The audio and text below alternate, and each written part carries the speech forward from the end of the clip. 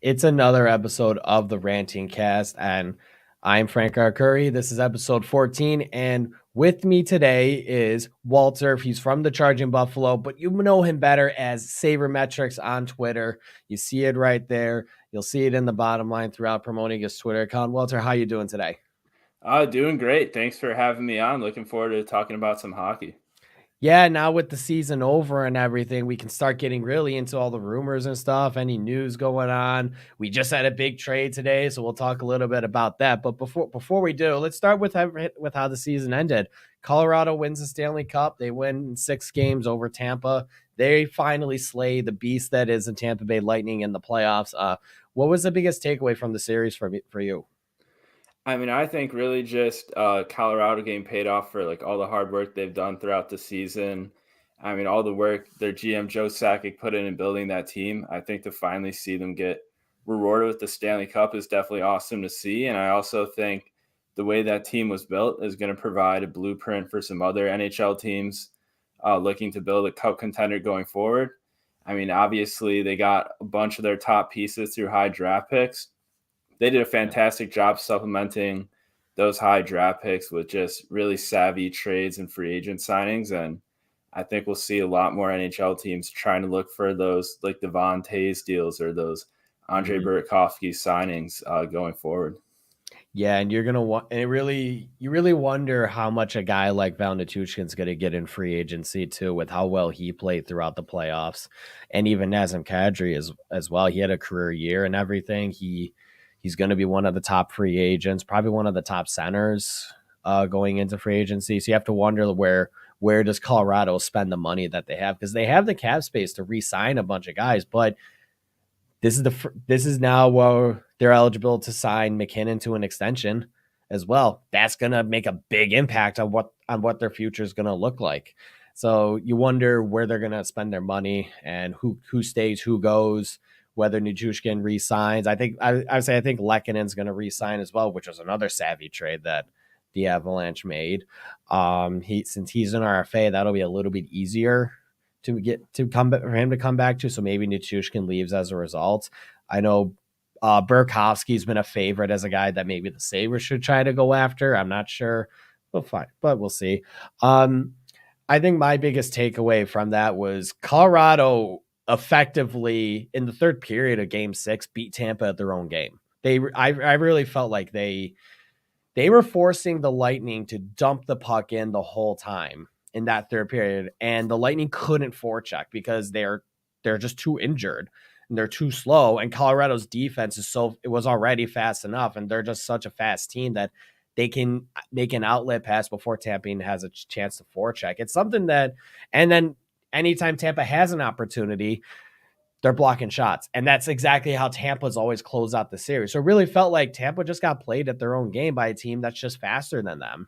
And obviously the injuries that they had, we saw the whole list of them after game 6. I mean, Yeah. Hagel was hurt, Sorelli was hurt, McDonough was hurt, Kucherov obviously point only played 2 games in the series. So you had a bunch of guys who were just dealing with a bunch of stuff. And even Colorado was dealing with a bunch of stuff too. We saw Nichushkin was hurt, was limping in before game 6. But it just all finally boiled over Tampa. But I don't think they're done. I think they could come back next year and win. And I think we're still talking about a dynasty for them. I don't think the dynasty talk should be over for Tampa one bit. Yeah, 3 straight cup appearances in the salary cap era is just remarkable. And I It's think, insane.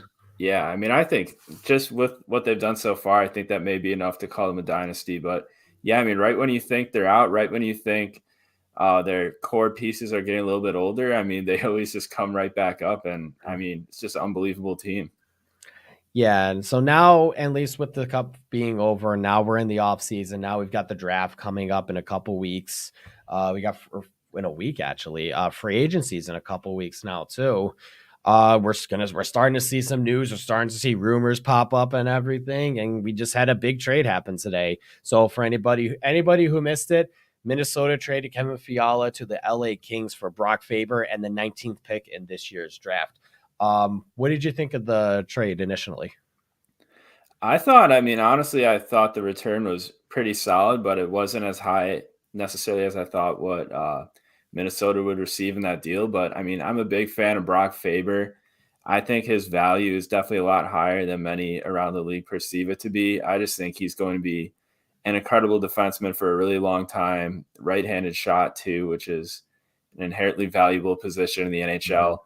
Uh, and the draft pick too. I mean, they could get a player there, but I think Brock Faber is going to be the main piece in this deal going forward. And I mean, really, with the amount of money that Kevin Fiala got by Los Angeles, like nearly 8 million, Mhm. Minnesota, I think, was a little handcuffed in what they could have got in a trade return because he's a guy that kind of had to move.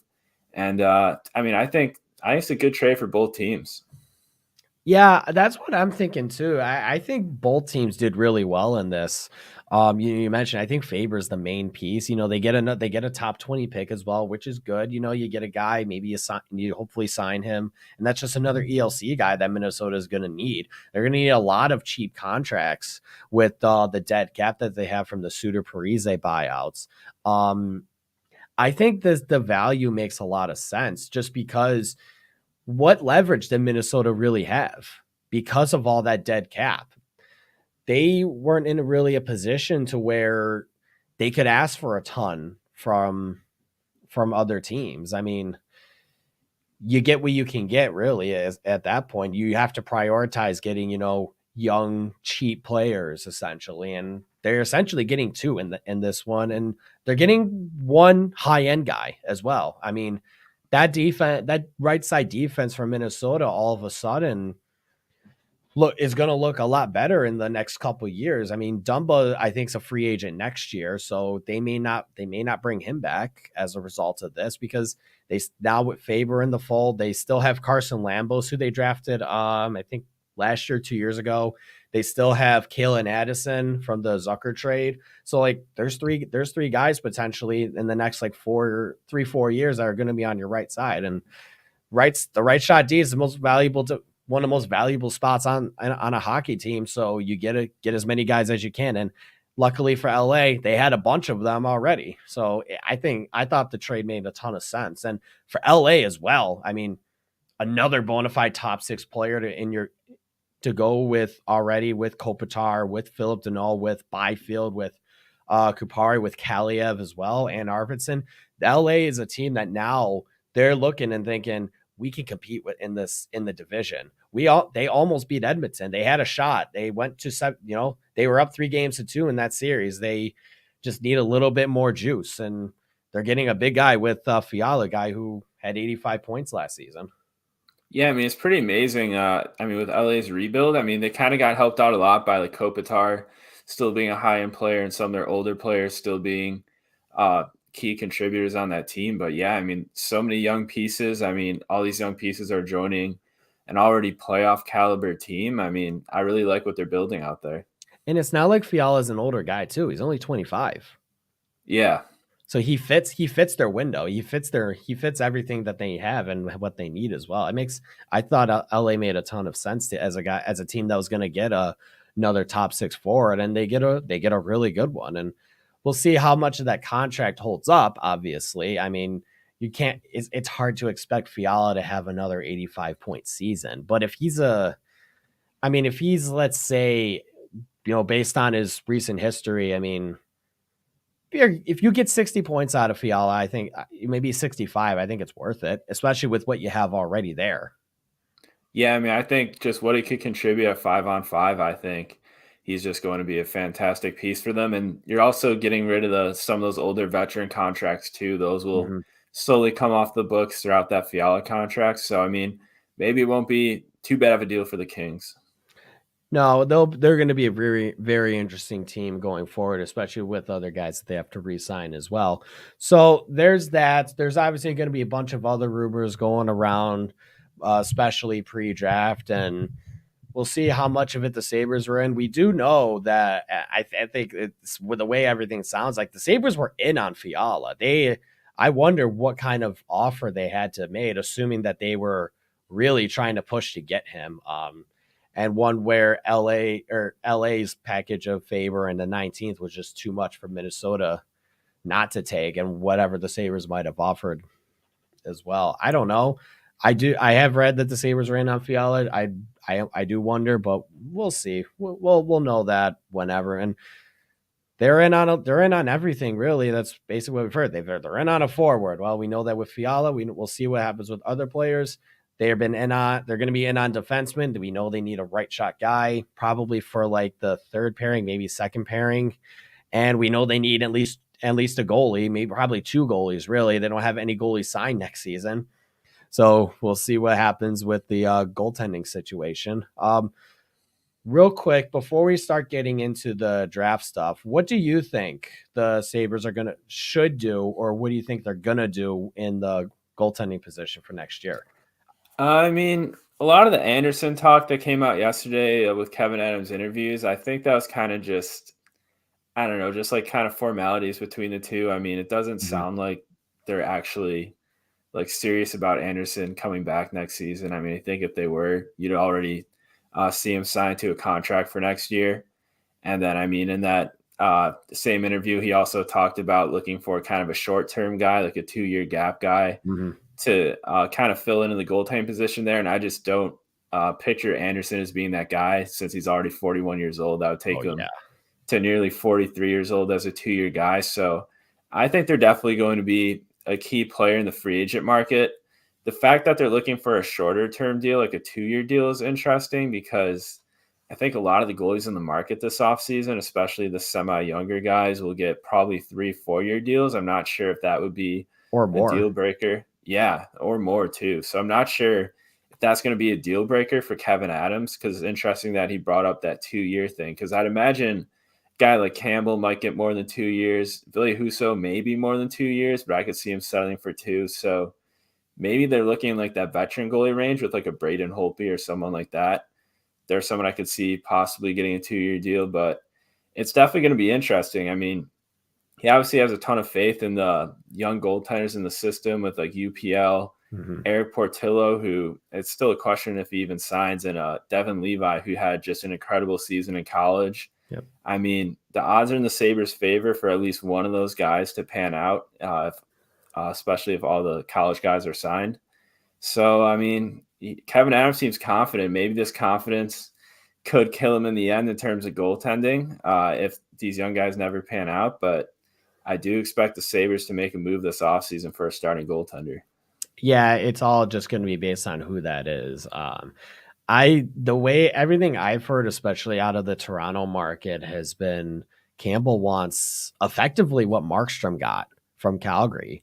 And I don't think the Sabres are in a position to be giving that. I don't know how many teams are even going to want to do that too. I mean, the Leafs are going to need a starting goalie because Campbell's a UFA. Now with Colorado winning the cup, they're still going to need a starting goalie as well because they only have Francois signed. Kemper's a UFA now. Maybe that's a guy who the Sabres could look at and get on a 2 year deal because Kemper is I believe 32 or 33 years old. So he's not a guy who's going to sign a long term deal. Now he has his cup. So you wonder maybe if you get a little overpayment with him, give him a little raise from what he made last season on a shorter term deal. That might be the match right there, if anything. And then you wonder where Colorado's going to end up going in net too, because they're probably a team that will go after Campbell at that point. Huso, same thing. I think that's just a matter of what do they do at Bennington and what does St. Louis really think of Bennington? Um, and yeah, I mean, I don't know what the goalie market's going to look like. It really just a matter of until someone signs. Really, I love the Holtby idea. I just don't know if he's going to want to go that route as well. That's the other thing is you got to attract the free agent here. There's no guarantee they sign. Yeah. I mean, really every offseason you see at goalies, it's really just a game of musical chairs. I mean, because like every team only really has two spots for a goaltender, only one starting position. So Mm-hmm. I think there's a lot of interesting players in this year's market. I mean, obviously, you have Edmonton, Colorado, Toronto. Those are three teams that really can't compete with the Sabres in terms of like money offered. I mean, they can't compete by offering more of a win now scenario, maybe better money in the future. But yeah, I mean, you got a team like New Jersey too that's probably on a similar level as the Sabres. They're also looking for a goalie. They also have cap space. So I think it's really going to boil down to like what these guys can get. Maybe one of the main guys on the market kind of gets left behind and the Sabres are able to snag him on a 2 or so year deal. I mean, it's really probably the most unpredictable market in the hockey offseason is the goaltending market. So it's going to be interesting to see how Kevin Adams navigates his way through this market and who the Sabres end up with in that next season.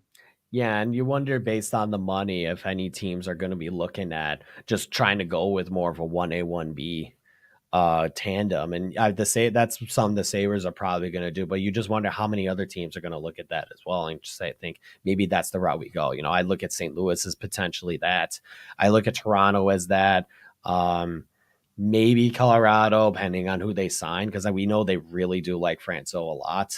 And Edmonton as well. Those all teams I think that could look and try to just get two goalies in who could just be 1A 1Bs. And you're looking at probably signing two mid tier level goalies. I don't obviously Dallas isn't going to do that because they have Jake Ottinger, so they're just going to try to sign at least a decent backup if anything.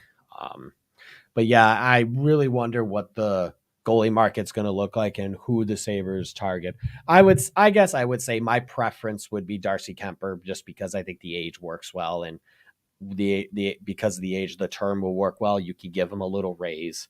If I look at his contract, his recent contract, looking at it really quick, his last contract was 2 years at 9 million, so that's cap hit of 4.5, and so if you give him a little raise, there you go. That might be that. I think that might be the perfect match right there. Yeah, I mean, Kemper is definitely an interesting piece. I mean, obviously coming off a cup win. And I mean, there's been a ton of talk about how like Colorado kind of won in spite of their goaltending. But I mean, Kemper put up some fantastic performances in the finals. I mean, he had a few rocky starts, but he's had some great seasons, especially back when he was on the Arizona Coyotes. Mhm. So I think there could definitely be something there with Kemper. I mean, obviously it boils down to if he's interested in coming Yeah. to Buffalo and what term he's interested in. But yeah, he'd absolutely be a guy I'd be interested in. He was really good in the regular season too. I remember. Just hey, yeah, had a Yeah. few struggles in the playoffs. That's about it. He was great in Game 6, though. He made the saves he needed to, and that's all. That's all that Colorado was asking for, and that's all you really have to ask for out of your goalie. Now, we're going to talk about the right shot D market as well, but before that. We got to also remember today's show brought to you by Dinosaur Barbecue and John and Mary's. We're going to take a quick ad break. We'll be right back.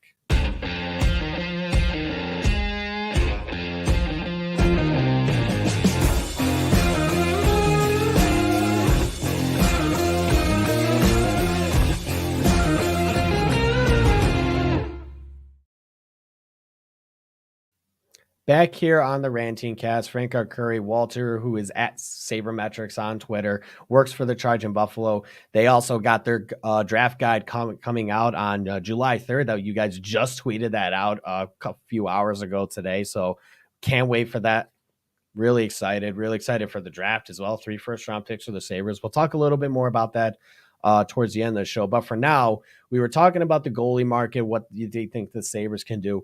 Let's go with the right shot D market as well, or the D market in general. The Sabres are going to be in the market for another defenseman, whether that's a top 4 guy, whether that's more of a third pairing guy, with probably Dahlin moving to the right side, maybe permanently next season, hopefully.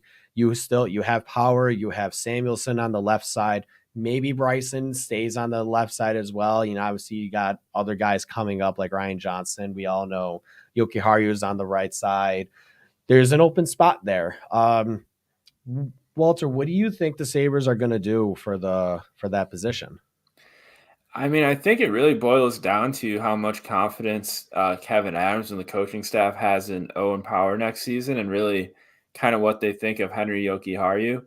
I mean, I know Yoki Haru, he's a guy who kind of struggled a lot last season. Didn't really do much on the offensive side, and defensively, he gave up a ton of opportunities against. And I know he was a guy they paired with Owen Power towards the end of the season, but despite that pair putting up decent results, I think it was kind of clear that maybe they weren't the best match. But I mean, also the fact that Owen Power was paired with Yoki Haru and put up those incredible results, I think, is pretty remarkable.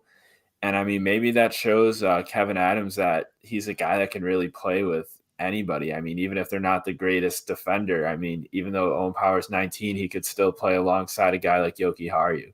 So I think maybe that opens up the market to the Sabres where they think maybe we don't need a certain type of defenseman to fill in this role. Maybe we even try to find an offensive defenseman to fill in the right hand side next to Owen Power. And I mean, yeah, the Dahlin thing, like you said, with him moving to the right hand side, I think that's also going to play a big role as well. Do the Sabres roll with the Samuelson Dahlin pairing again, or maybe they try to move Dahlin back to the left hand side and kind of try to add Samuelson maybe to a pairing with Yoki Haru? I mean, it's just so many combinations that could happen. I mean, it's obvious that they're going to need to add a defenseman or two, especially a right hand shot. One guy I really like if the Sabres want to part ways with maybe one of their late first rounders is a guy like John Marino in Pittsburgh, Yeah. younger defenseman, signed to a contract where he makes about $4 million per for the next few seasons. I think he's someone who could like kind of seamlessly fit into how the Sabres play. I think he's a great puck retrieval guy, which the Sabres desperately need. I think he can maybe even be a partner with Dahlin. So he's a player I would look into. I mean, in terms of just unrestricted free agent guys, obviously I think PK Subban. I think he could be a great piece, not only on the ice, but also kind of in the community as well. I mean, we've seen everything his brother has done here, even though he's only played 3 games here. I mean, he obviously really values the Western New York community. I mean, really any community he's played in. So it could be cool. I mean, if Malcolm Subban's a Sabres third string goalie next season, maybe they could kind of lure in PK Subban here because I think he could be a great partner for a guy like Owen Power. I think he could really roll out like a fun offensive pairing there. And then I guess you got Josh Manson, uh, Colorado guy, more of a defensive defenseman. Maybe he's a player the Sabres look to if they decide they want to pair Power or one of their more offensive minded defensemen with more of a defensive minded defenseman. So I think there's definitely options on the market this offseason. Maybe not the greatest options, but I think there's definitely moves to be made. Yeah, you wonder just how much money they're willing to spend on the defenseman, and it works the same way with the goalies. Obviously, they traded for Ben Bishop's contract just to help them get to the cap floor a little bit more. But I was always like kind of intrigued by the Subban idea in a way where I could see it working out, but I could also see it ending in a disaster as well, just because of the play style. You know, you wonder, do they want more of a defensive guy? Do they want an offensive guy and just try to push the pace every night? Um, I'm looking at the UFA market right now on Cap Friendly, and obviously, I think the sexy pick would be try to lure Chris Letang here, but I don't really think that's going to happen.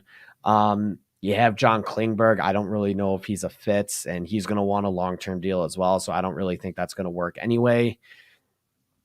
I think a guy that really interests me is Ilya Labushkin from Toronto. Um, Oh yeah. he's a guy who he's more of a defensive minded player. He would fit comfortably on that third pair, especially if you pair him with a Jacob Bryson, and maybe you move him up to play with Owen Power if you need to, and that would allow Power to maybe excel more offensively in that case. Um, and he's a guy who's not going to command a lot of money on the open market, and he's still young, like youngish. I mean, he's 28 right now, so that fits a lot better than signing PK Subban, who's 33, or signing Chris Letang, who's 35. Even guys like Justin Braun, who's 35. You know, I think Labushkin just fits a lot better in that sense as well, especially if you get him in like a 2 to 3 year deal. Yeah, I mean that's a definitely an interesting name. I mean, fantastic defensive defenseman. I think he's absolutely a guy the Sabres could be looking for. I mean, yeah, like you brought up the Letang and Klingberg things. I mean, I think just with what the Sabres have, I mean, like 2 first overall pick defensemen. I just don't know how much more money they're willing to invest on the right hand side of the defense. I mean, obviously they could play with these top guys, but I mean, kind of the point of drafting defenseman first overall is that you don't need to invest $9 million per season on a guy they have to play with. And I also don't think you really want to take puck touches away from a guy like Dahlin and even Power. So I know there's been some talk among Sabres fans like, oh, let's try to bring in Letang. Let's try to bring in a guy like Klingberg. But Mhm. both those guys, older defensemen, going to command a ton of money. So I think, yeah, I think Sabres will definitely be looking towards kind of like those mid-tier guys like your Ilya Lyubushkins, kind of just to fill out the lineup. I mean, I think the Ben Bishop trade, I think that kind of signaled out to Sabres fans a little bit that we're probably not going to be going like more than 10 million over the cap floor. Otherwise, that Right. Bishop deal kind of would have made no sense. So it looks like they're Mhm. still trying to plan to hover just a little bit over that cap floor, probably somewhat similar to last season, just with the Bishop contract replacing the Boychuk contract. So I mean, but I mean, like we talked about earlier, the Fiala trade, how the Sabres were a name that were brought up in that. That's interesting because he obviously got signed to nearly an $8 million per year Yeah. contract. So who knows what the Sabres' plans are this offseason? I mean, it's almost impossible to read at this point. It is really, and that I wonder if they're just feeling out what the market's looking like and gauging their interests and just seeing, what's it going to take to get like another top scorer here to help move along their core that they have now. I mean, I think I saw earlier, I don't remember who it was from. It said like a comparable for Faber and the 19th pick for Fiala for the Sabres wise is probably like Paterka and pick 16. Yeah. So if you're willing to do that, I mean, I guess go ahead and, make the offer and see if Minnesota bites on it. But if that's something that you're just not willing to do, then I don't really see any point in signing or trading for another top guy if you're just gonna, keep either like Quinn or Paterka down in Rochester next year. It just feels like they want both those guys, and obviously Krebs will be up here too. They want all of them up here next season ASAP, just to get them in the NHL, just to mold them into the core and let everything grow as natural as possible. Yeah, I think that's definitely going to be the interesting thing this offseason.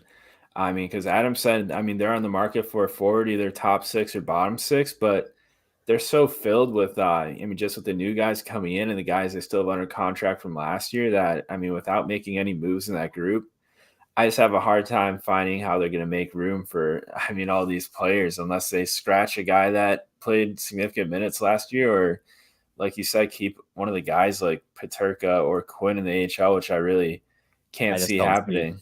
Yeah. Yeah, so it's definitely gonna be interesting. I mean, I'd love to see like Quinn and Paterka obviously in like top six roles, but I mean there's only four top six wing spots, so it's gonna be Mhm. interesting to see how they position these guys in the lineup and I mean how to make sure they can be effective each night and it can also develop as well. Yeah, I really wonder if Middlestat is that odd guy out. Yeah, I I mean, I mean, could I could see that. he was primed to have a breakout year. He played well at the end of the 2021 season, and injuries just really derailed him. So you wonder if like maybe that fresh start is just something he needs. And then you trade for a guy who's gonna come in and fill that role as well.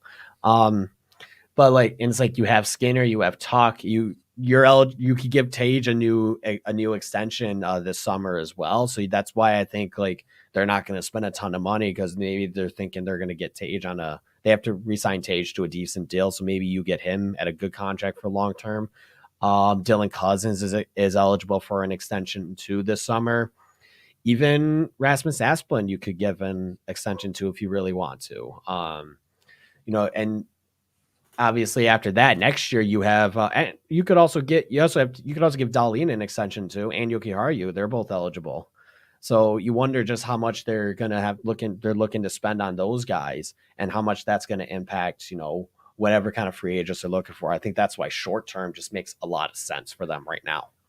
Yeah, I mean, I really think, yeah, Tage Thompson. I mean, I think his next contract, as long as he doesn't have a huge drop off from his production last season, I think that contract could be, I mean, like massive. I mean, we're talking Yeah. about a 6'7" center who had a 38 goal season. So I think he's definitely going to get paid pretty penny. And then, I mean, Dylan Cousins, this season's definitely going to be huge in determining Mhm. what his contract is. I think if he has a slight improvement on what he did last season, I think we'll maybe see him like maybe like a four-year deal, 3-year deal, like around like 4 million, 5 million per, like a bridge deal. Mhm. Just because I'm not sure he'd be willing to go long term if he has that much confidence that he can improve. But I mean, if he has, say, he's like the second line center, I mean, Sabres put together a viable second line next year and he has like a 60, 70 point season, I think we could be looking at a longer term deal for him too. So, Much longer, yeah. yeah. So, I mean,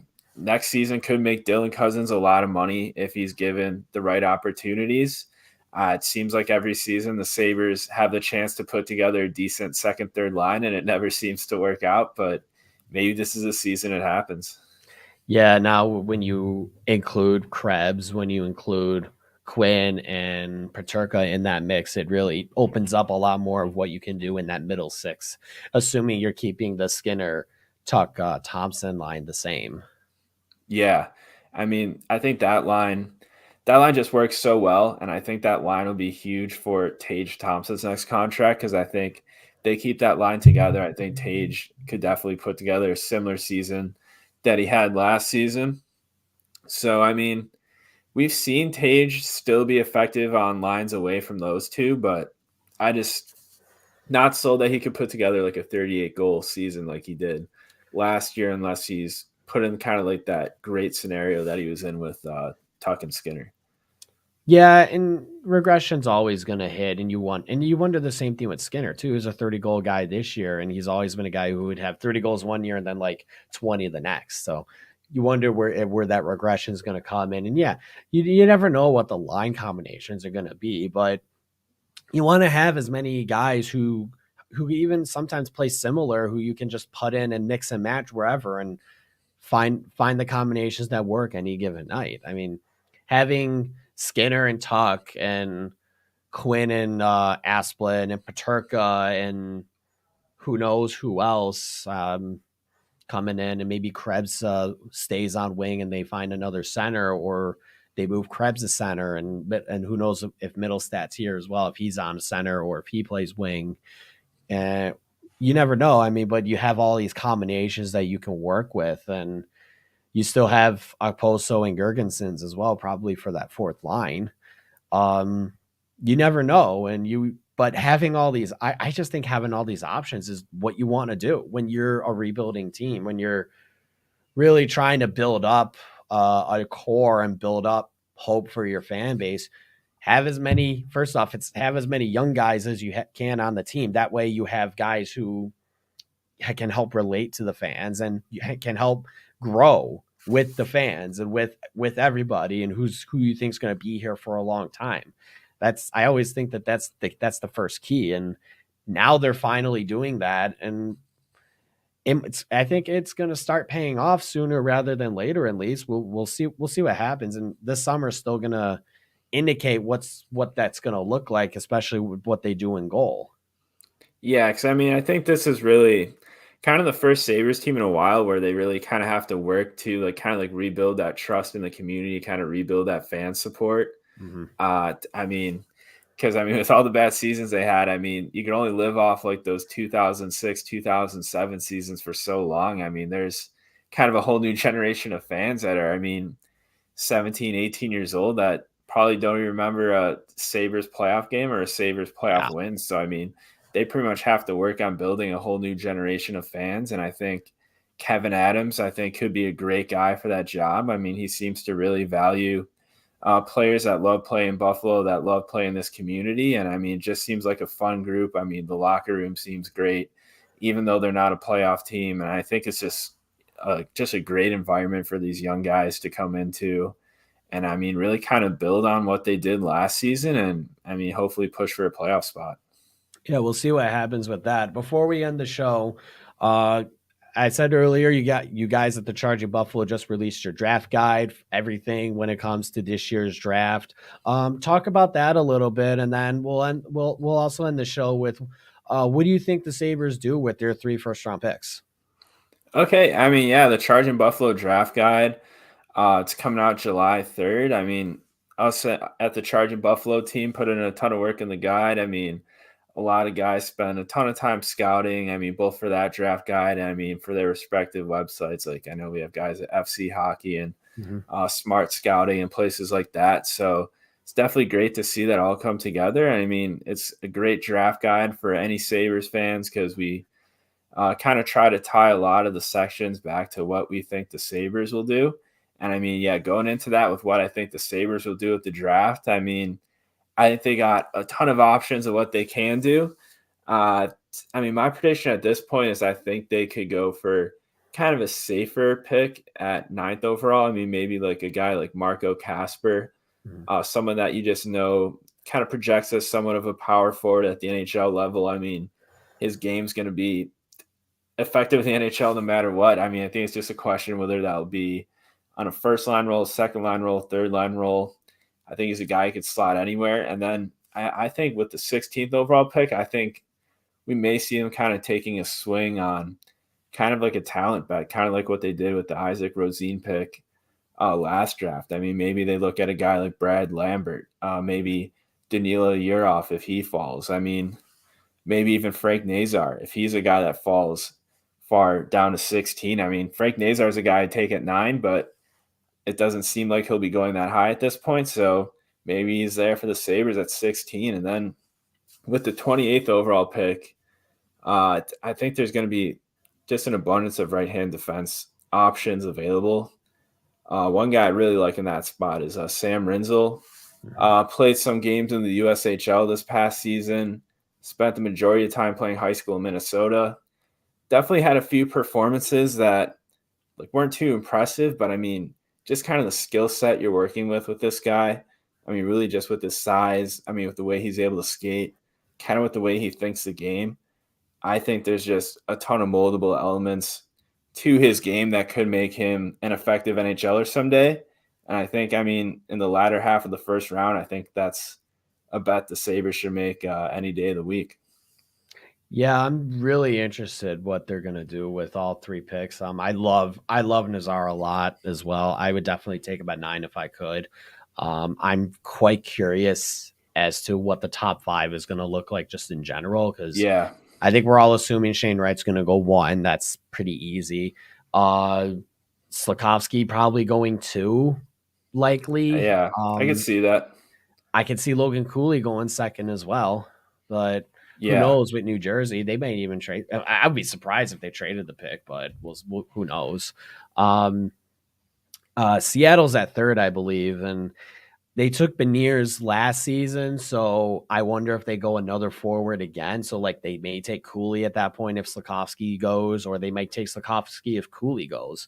But I wonder if they try to go for a franchise defenseman as well, and maybe they take Simone Nemish, who is my favorite player in the draft. I love the guy so much. I think he's going to step in next season right away and be in a top 4 role. And I wanted the Sabres to get him so bad. I mean, I thought he would have been amazing to go in that decor with Darlene and Power, but Yeah. where they're picking, I just don't see that. I just don't see that happening because I think he's a top 5 pick. Even who is it? Juracek, David Juracek, the other top right shot D. I don't really see him going up to the Sabres at 9 as well, just because I think he's going to go somewhere in that top 8. Yeah, I mean, he's definitely a guy. I mean, maybe with the way the draft unfolds, I mean, maybe, I mean, with a guy like Cutter Gauthier Mhm. shooting up the board late in the year, I mean, Marco Casper as well shooting up the board. Maybe like a guy like Juracek, maybe he's a guy that falls to the Sabres, and I think they're definitely presented with an interesting situation there. And I think, I mean, if one of those right-handed defensemen fall at 9, I mean, I know I talked about earlier about how they shouldn't invest too much in the right-hand side, but I think in terms of just a draft pick at ninth overall, with what those two players bring to the table, I mean, I'd be all for drafting either of them at 9 if You're look they you're happen to look fall. you're looking at the value just being too good to pass up there. Yeah, Even same thing with a guy like Matthew Savoy falls. I look at the same thing and like the value would just be too good to pass up if he's available at 9. I think Savoy should be a top 5 pick in this draft as well. That's a guy who I could potentially see Seattle taking at 4. I could see Philly taking him too. I wonder where he ends up going. If he falls to the Sabres at 9, I'd be jumping for joy to get him. Um, I want to ask you about a particular prospect though before we end the show, because he's gauged my interest a little bit earlier in the year, and he's another big guy, but he's one who I I worry he reminds me a lot of Kirby Doc in a way, and that's Connor Geeky. He's a guy who I wouldn't be upset if they took him at 9 or not 9 at 16, just because it's that swing. It's that, you take your chance on a guy and you hope that maybe he hits his potential when in your system. You had mentioned Brad Lambert in that spot. I wonder about Connor Geeky in that spot. Yeah, I mean, Geeky is definitely a guy that's very interesting because I know a ton of NHL teams were very high on him to kind of start like the draft process this season. I mean, the start of the WHL season, but obviously he didn't really make the strides that most NHL scouts kind of hoped he would make during this season. So I think, he's a guy that could maybe slide on draft day. I mean, maybe he's available at 16. I just think, he's obviously not the greatest skater. I mean, that's really the Yeah. biggest drawback on his game. But I mean, a very smart player defensively, kind of just a good overall hockey player despite the skating limitations.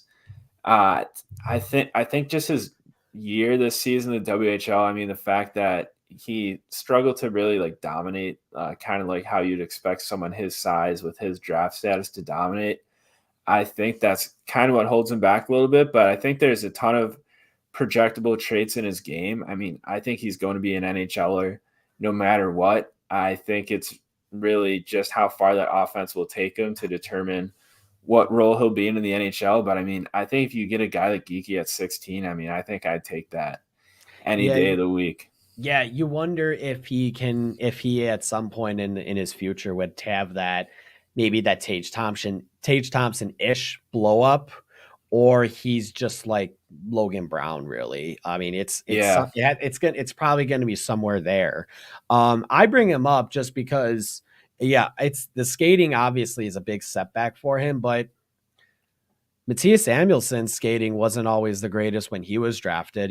He was drafted in the second round in 2018, and he gets into the Sabre system. He improves. He gets a lot better, and now look at him. He's got one of the Sabres' top defensemen. Now he's a core part of their defense going forward.